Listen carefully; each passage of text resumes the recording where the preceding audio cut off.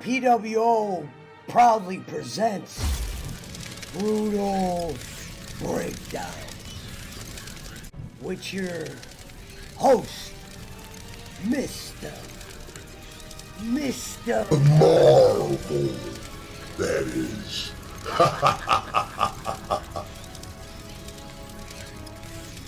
And our sights are on the Brothers of Warner and their cash cow, the Batman, and the movie they made in 2022.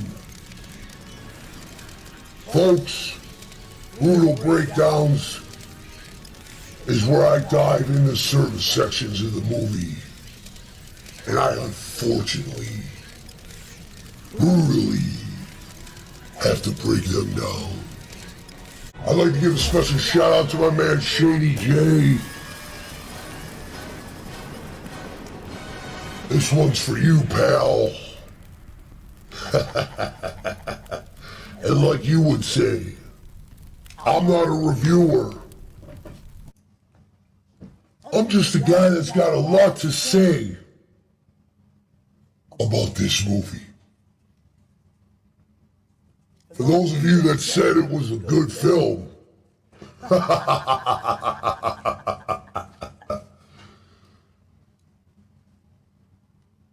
well, Mr. Marvel's job is to break down certain parts of this movie to show you what you're not seeing. Because this one, my friends, it was hard to find the good here. In a movie that started off in the hole as soon as they casted the Bat. I don't know what world our boy Edward, aka Robert Pattinson, who was the man that said, you know what, boss? I got an idea for Batman. We'll get Robert Pattinson, the vampire.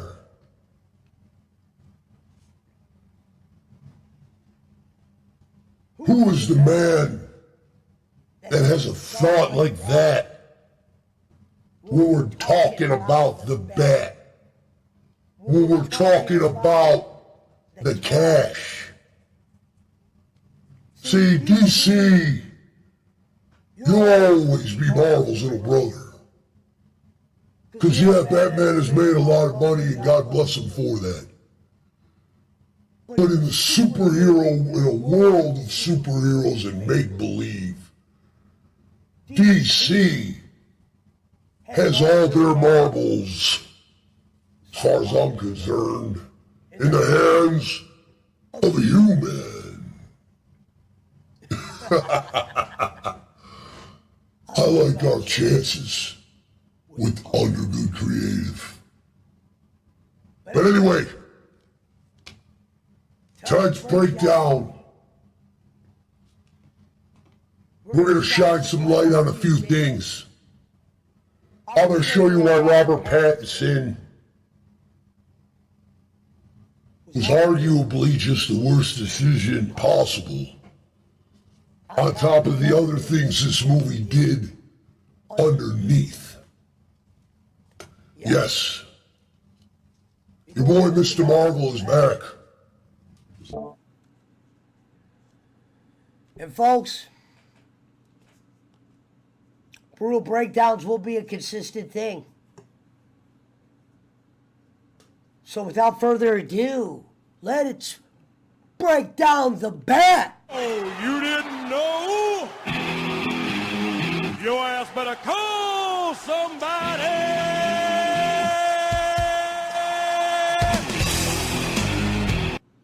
Like I said, folks, we start this movie off in the hole with Robert Pattinson.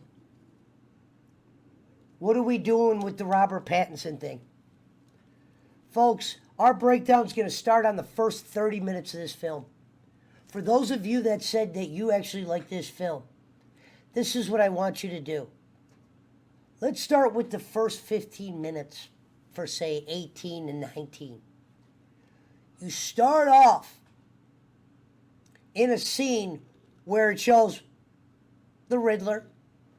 And at the time when I'm watching this, folks, I did not think that that character with that green ass, silly ass mask was the goddamn Riddler. I thought that was just some guy they have do his deeds or whatever. So they don't even do a good job in the opening scene of letting guys like me that might be a little bit slower than most. No, we're dealing with the Riddler. I knew Riddler was a part of the movie, but I really was hoping to God that fucking DC fanboy looking Bane costume, like somebody made that at a goddamn Halloween party. I was hoping that wasn't the Riddler. I didn't even realize till about 40 minutes in. Holy shit. That guy's the Riddler. It's not just some guy. I'm thinking that, this could just be like a henchman for the Riddler. Let's talk about those poems. The riddles. Folks, the theme of this movie was one thing. It was whispers. Since we are concentrating on the first 30 minutes of this film, that is a perfect time to dive into that. Whispering takes over this film. There is more parts of the whispering than any between two characters. There is scenes between Gordon and the Batman. And I swear to God, I'm thinking they're fucking with me because I'm high. They're literally whispering back and forth. But you would think my man, Black Jim Gordon, was doing an impersonation of the Bat when he was talking to the Batman, anybody. Folks, I shit you not. They had a conversation with each other. Then went to another scene where Jim Gordon is interrogating the suspect like he's Batman. Go watch. They must have realized that Black Jim Gordon is doing a better Batman whisper voice than our boy Edward, the vampire from Twilight, Pattinson.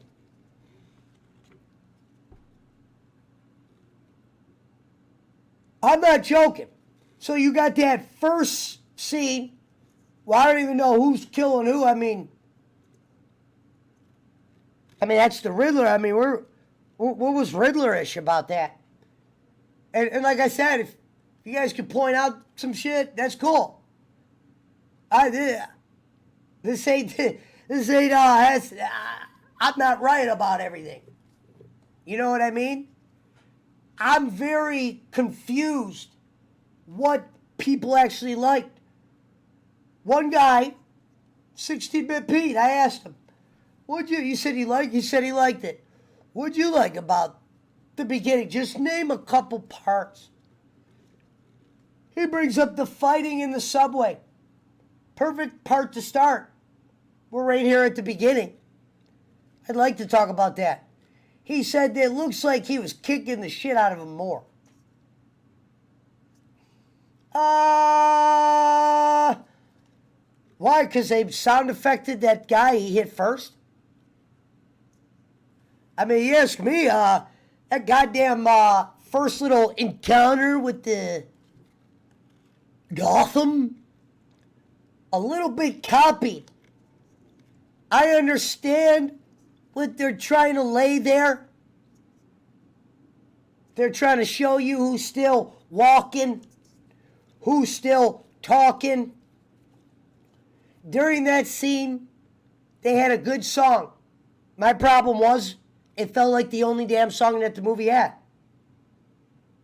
That is an issue when we're grading superhero films. And a movie such as The Batman, that is a giant issue. The song was good, but what Batman was saying over the song, it just did not get my attention. It's just the first 20 minutes of a Batman movie is important. Let me give you an example. My favorite Batman, without a doubt, is The Dark Knight. Fuck the series. I like The Dark Knight as an individual movie. Why is that? Obviously the Joker, but it's bigger than that.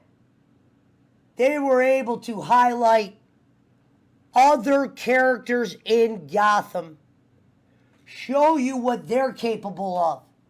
The first minutes of that movie, the Joker shows you a few things. He's dangerous, he's clever, he's unpredictable.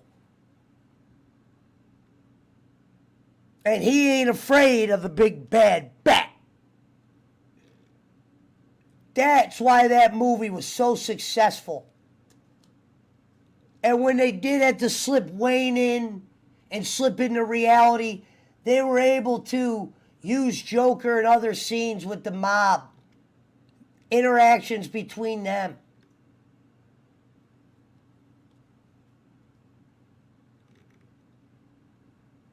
You know? That was important. This movie didn't start like that. Folks, you go watch the first 18 minutes, then you go watch 30. Do you know what happened right after that little first scene? They go to the murder scene to check for evidence. This seemed like a common thing in this movie. Whispering,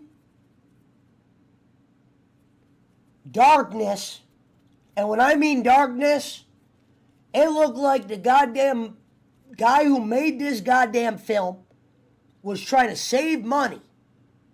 So they went and shot a bunch of scenes at a powerless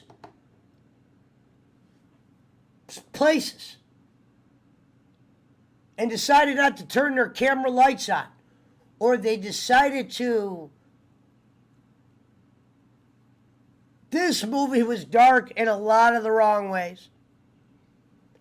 I couldn't see shit at times. I was doing double takes on what they were saying. And I'm not even trying to be funny. I'm being serious. There was a point like I was missing shit because of the mumbling at times. Where I was like, whoa. Because I didn't see the first question mark. When they were reading that fucking riddle, the one the guy found, you know what's funny is, that had some Jokerish vibes. Oh, how could it be Joker? It's an actual riddle. I get that that was a riddle. But without them saying it's a riddle, we've seen Joker. I'm just bringing him up. Do things like that before. Notes. I know they made it pretty clear it was the Riddler. But in that beginning, and with that mask, I was supposed to believe you would do the Riddler like that. Oh, wait, let me guess. This was not the Edward Nygma Riddler. This was some asshole told me the Eddie King Caveston or shit, or whatever. Doesn't matter if I got that right or not. This is my breakdown. Mr. Marvel's. Give us Enigma. Okay? What's with that mask? So like I said, the first 30 minutes, folks, go do a rewatch on that for me. There's whispering. Other than that subway scene, and if that got your fancies going,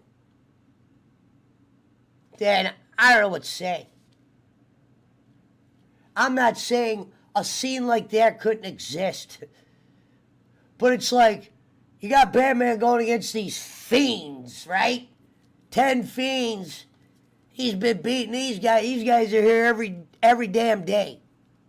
Okay, this is a Gotham norm. We got bigger shit going on, right? But look who's running around the subway. When he said, I'm justice, I paid no attention to it at that point because I didn't see the rest of the movie. By the end of the movie, I looked at that part when he said, I'm justice, and I looked right back at him and I said, you damn right, because you ain't Batman. Robert Pattinson, when he was out of the suit, looked like a straight up drug addict. Fiend. Okay? I know what these look like, folks. How are you going to get into this guy? It wasn't like this movie was called Batman, Bruce is on dope. The Alfred stories or some shit. Yeah, Batman does have a lot of mental things. There might be different ways you could show his mental shit than the way you guys do. Because that guy don't look like Batman. That opening half hour, like I'm talking about, go back and watch. He's on a motorcycle. He looked like a chick.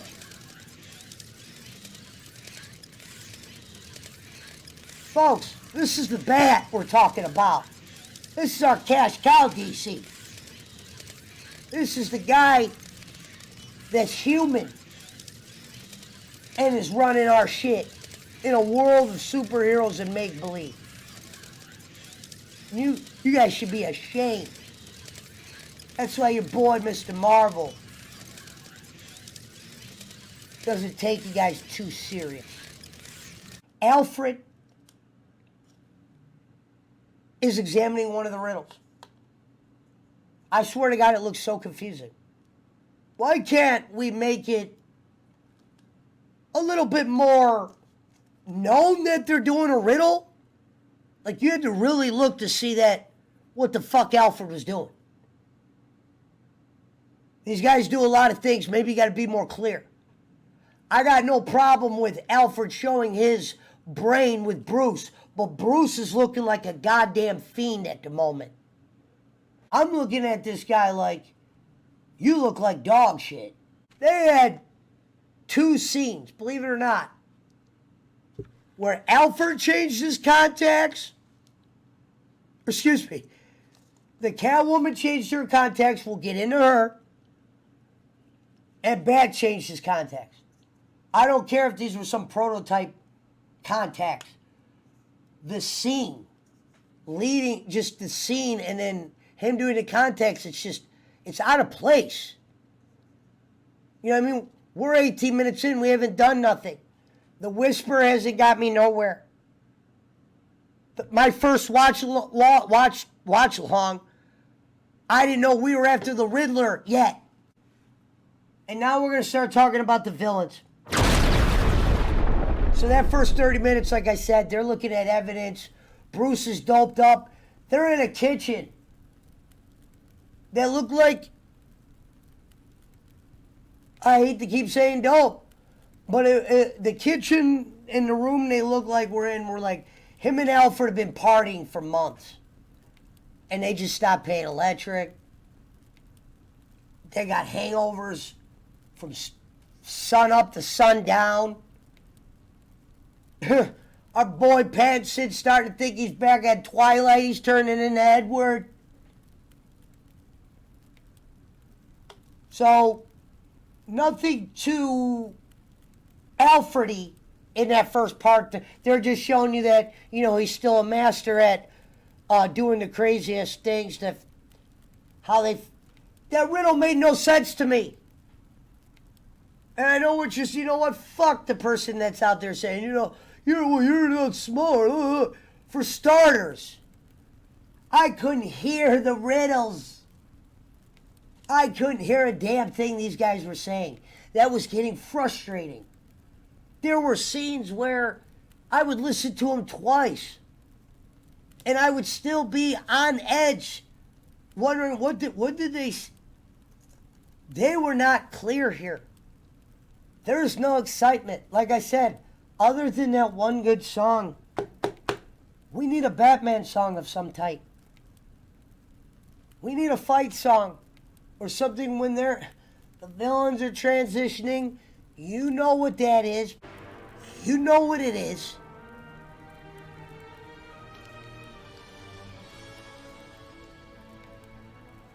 This takes us to the villains. Wow.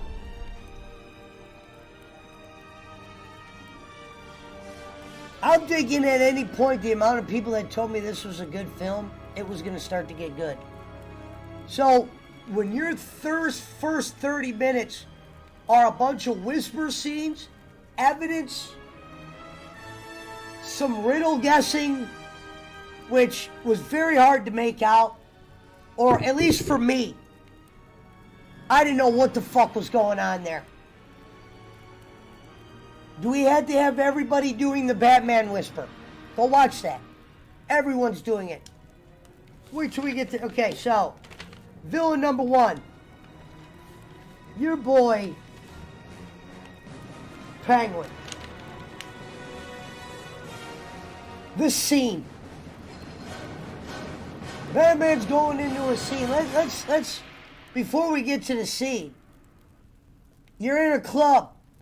Well, this is a perfect opportunity to maybe get a tune going.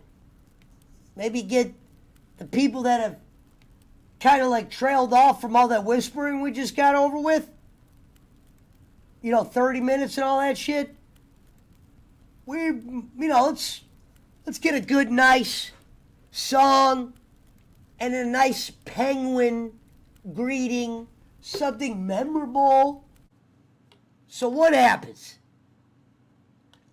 I'm literally thinking I'm watching Blade for like 2 minutes when he's on that like rail and it's thin and he's just beating one goon up at a time until the penguin literally has an opening line of "I knew we were doomed." That opening line, Rob Pattinson, it was, what do you say? It was like, "You looking for me?"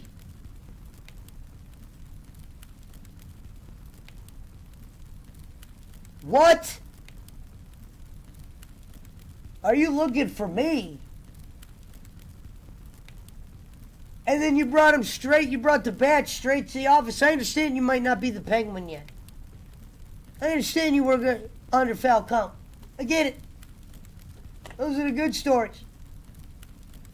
But I want my first taste of Penguin in this new world of the Bat that we're in, where he's beating guys up. Whatever they said.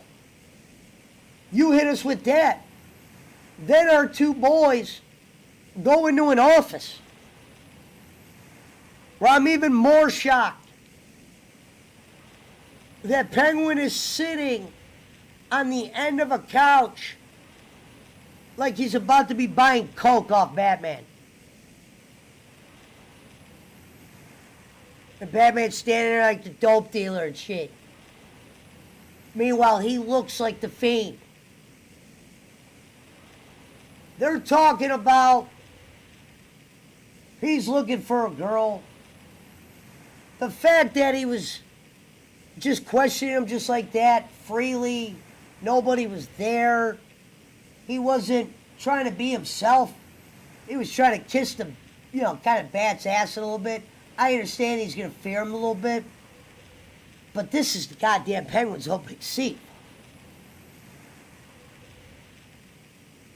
You just gave us 30 minutes of whispering, Alfred, nothing, some riddles that were forgettable. Tell me if you remember those riddles. That Penguin scene, you're like 35 minutes into the movie at this point.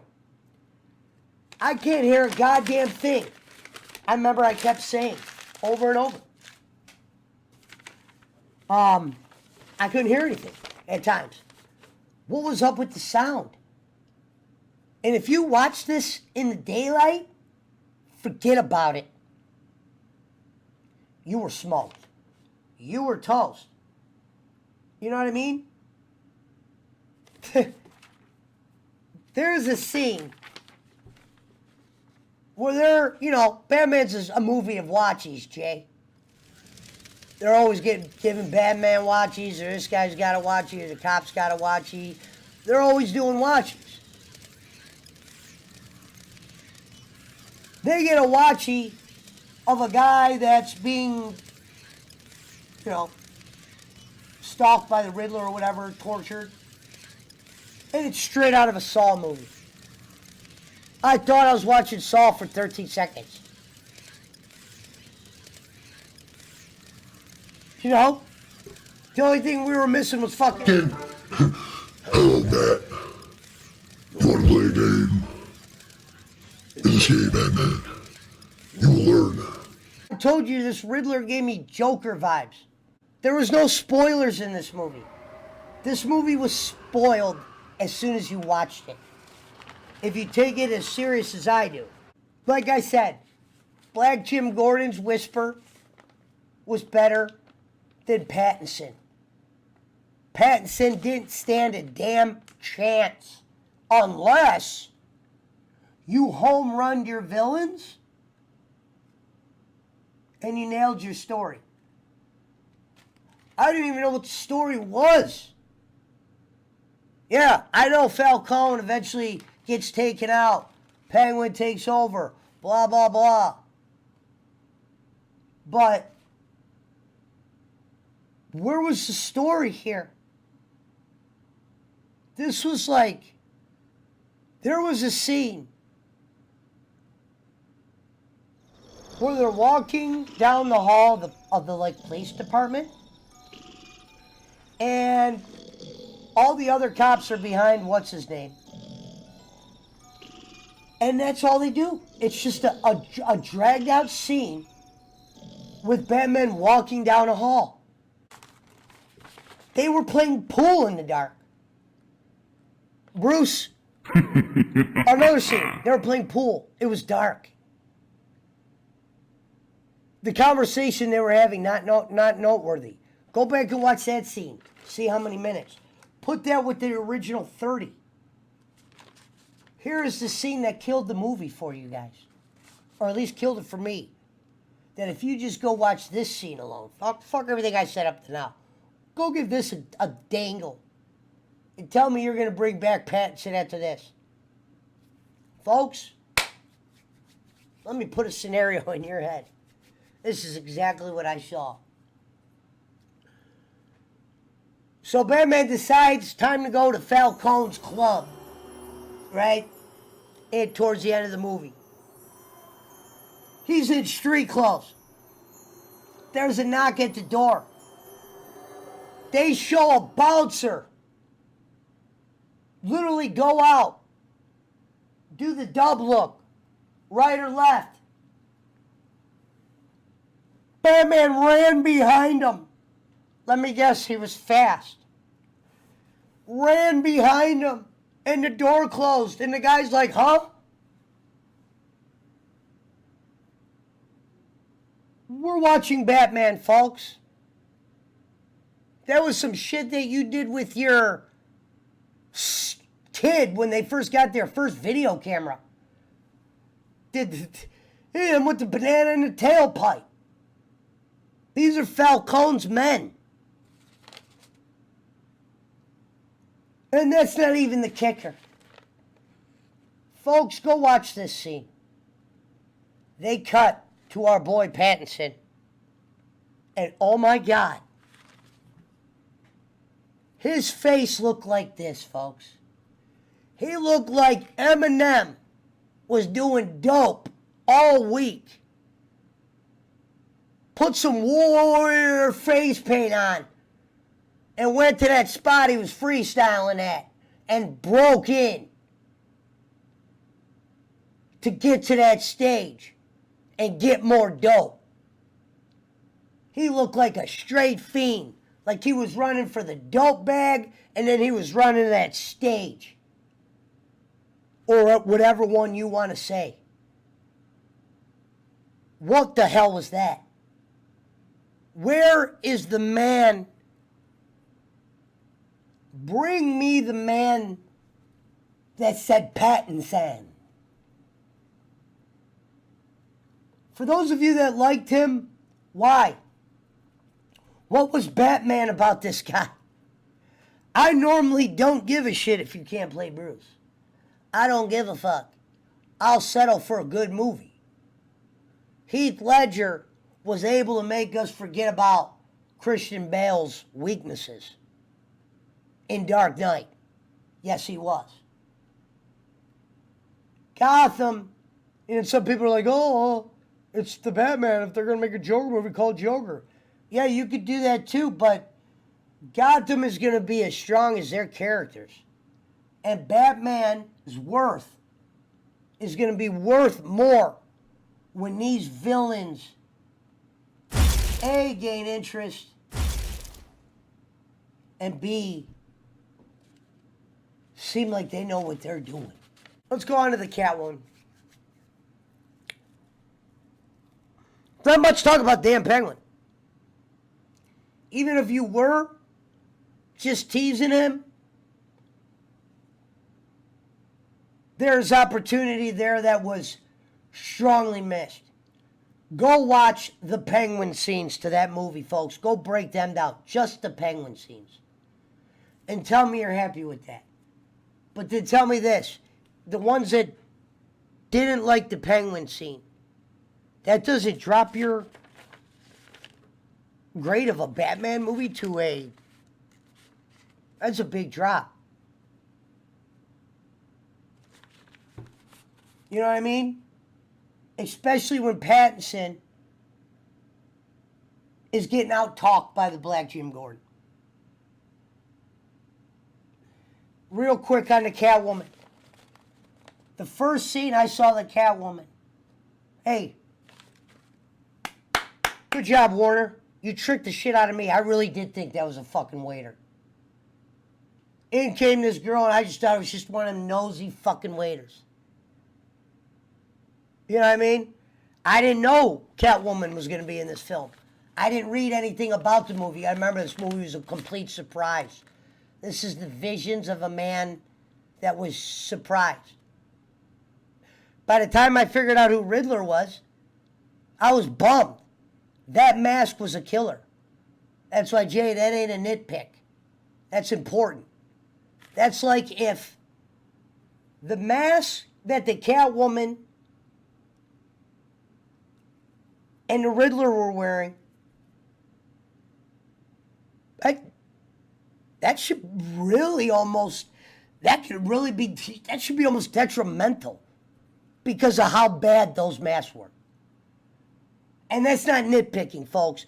That would be like we're doing the movie Jason. We say, yo, Voorhees, give me that mask real quick. You cut Jason Voorhees' mask in half, and you write F you in pink letters, hand it back to him, and you say, hey, go do the rest of your scenes with that. That was the equivalent to what they did here.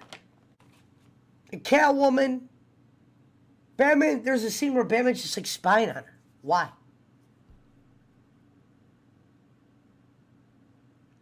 Her first scene to what show us she's legitly the Catwoman is she's like breaking into a safe. What is she getting there? Why was I couldn't hear shit. I don't even know why Batman followed her. I mean, talk about something that was way unappealing when he threw her on the table and he was like on top of her. I swear to God, that felt awkward and I wasn't even in the same room. We're minutes into the movie. Folks, where's the good here? What was good about that Catwoman?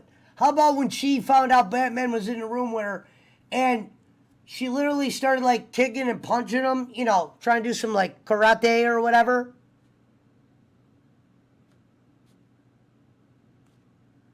I don't even know how to explain that. Where were we going to go with that battle? Because by the end of the movie, that Catwoman went backwards for me. We're talking Hollywood, Batman, Catwoman, the lore, like Angry Joe would say. Tell me one scene you wanted to see this girl again. This girl looked like if you let a fangirl tag along as Catwoman. The only thing that made Pattinson look bigger, Eddie, was he was in the bat suit at times.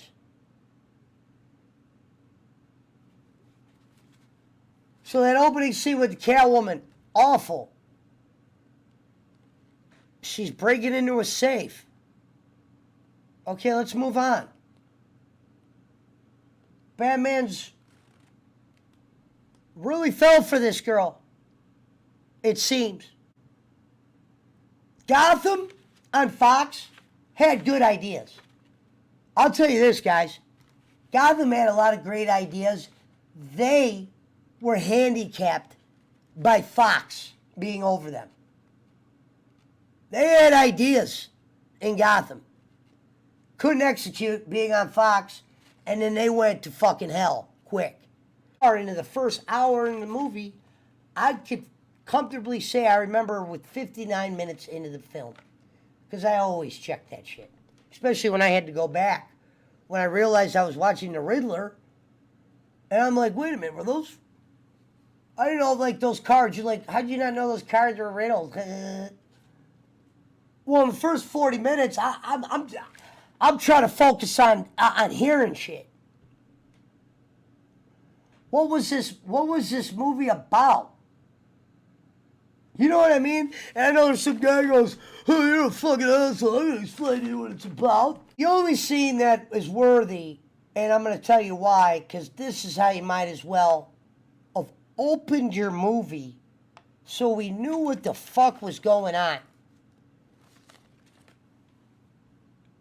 The scene where they had the funeral, the car gets drove it in, the guy jumps out, almost like another Saw thing, something attached to him, a phone. I mean, this director, say what you want. There's some pasting going on here. I've seen some of this shit too much before. Too much before. You know what I mean? They did a good job, like Shady J said, not bringing up the mom and dad. But bro, don't worry, they made up for that with bullshit. With whisper scenes. Another thing with Catwoman. This about sums it up with this girl. There is a scene. Another thing I don't get is, so they have her pull up in all these spots in certain scenes with the motorcycle. She wouldn't have her wig on. I get it, folks. There's a bag in front of her, and they're trying to show you that that wig is in that bag. But folks, this woman walked into parties that hosted gangsters, like the Falcones, and she was a server and shit, had to look presentable. She would be pursing up this wig the whole time, and she was able to just pull. Now, this could be a nitpick, but it looks silly. Her just popping on. No one knows who the fuck she is, okay, friend?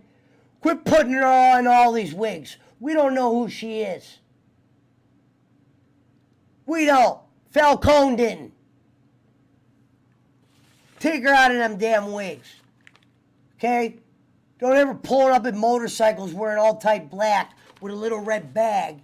And the next scene go to her, straight hair. You know what I mean? Like she just got the wig from a strip club or something. How about this part? She gets into Falcone's house, people. You ready for this?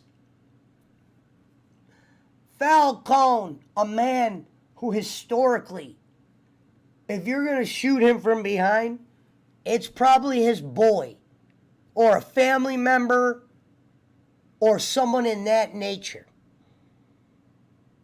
The fact that it was a girl that I don't even know how he thought of her, because didn't she be the daughter and he acted like he knew her, but did he not know that was his daughter, or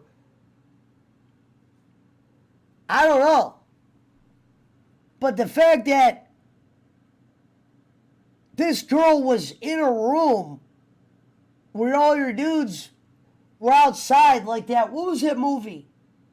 The Rock with Sean Connery. When all the cops are outside and Connery's trying to escape, but he had room service to distract the cops. For some reason, all Falcone's men are in this hallway with Uzis, strapped up to hell. But some random girl, that's what it felt like. I mean, if it was different, please let me know. Because I'm pretty sure if it was his daughter, we would have known. She came out of nowhere. She said, Dad. You got me again there, DC, because I thought she was a black girl, and I'm pretty sure my buddy from Transformers is a white dude. You tricked me there. I got no problem with whatever, but damn, that really did trick me. You know what I mean? I didn't expect the black Catwoman to walk up to the white dude and go, Dad. Okay? So you got me there. Here was the dumbest scene in Catwoman fucking history. She said, this is for my mother. Pulls out a gun. Point blank. The Catwoman. Point blank. Mista. Said, this is for my mother. And they had her miss. The next scene's even better. Somehow, an odd amount of separation that was not there 10 seconds ago was there. And he's separated, where it feels like they're almost in separate rooms at this point. She's walking around like Michael Myers. Like she's got this shit under wraps. Misses shot number 2. Okay? You lost me with Catwoman. Folks, favorite Catwoman scene? I'll wait. Favorite Catwoman and Penguin scene? I will wait. You had enough dumbass whispering with Gordon and fucking the Bat to do some of your other shit that you acted like you didn't have the time for. You're going to have these two looking at each other like they kind of like each other, Catwoman and Batman. There was nothing there. Hello, he's behind her. She's doing the safe. Oh, they had to remind us that she could break into safes. Meanwhile, she's walking around ditzy as a motherfucker, scared of her own shadow. One job to do, hit Falcone point blank. You can't even do it. I mean, you missed horribly. The hospital scene. Jesus Christ, Bruce. Alfred, this has happened before, Bruce. Go figure, right? In this movie, something happening before, bro. So here we are, once again, Bruce, in a hospital, whispering, doing nothing, counting minutes up. My final word on this movie, and the way they could have saved it. Oh, it could have been saved bad. It could have been saved, my friend. For starters, Warner Brothers, your little cute thing you did at the end in Arkham, meanwhile, to get people excited for the future, was the answer to your stupid-ass Batman problem. The movie they should have made this time around is a no-brainer. In the end of the movie, you saw a part where they hinted the Riddler in Arkham with the Joker. Believe it or not, they copied that too. Gotham did it. They just did it with the Penguin and the Joker. But the fact of the matter is, the idea is right there. Why go through all this other shit of reinventation when you got your damn answer there? You make a movie called Arkham. Just the first one's called Arkham. Nothing attached to it. The key to that movie is you use foreshadowing to tell a story. So we're not just stuck at Arkham all the time, even though we will be able to do a lot at Arkham. And guess who's one of my doctors at Arkham? Folks, as a teaser, to get you wondering what's going to happen with that. My man, Dr. Freeze. Oh, yeah. I'll get my cast down. The people that work at Arkham from the doctors that you're hiring, these are all important. You get those guys. You get a couple villains. Arkham is a place where bad guys go in and out all the time. Never been one villain stuck in Arkham. This has been episode 1 of Brutal Breakdowns. Unfortunately, our friend, the Bat, was the victim. So until we meet again, shout out to Shady J and the rest of the Game Chasers. I am Mista. Mr. Marvel.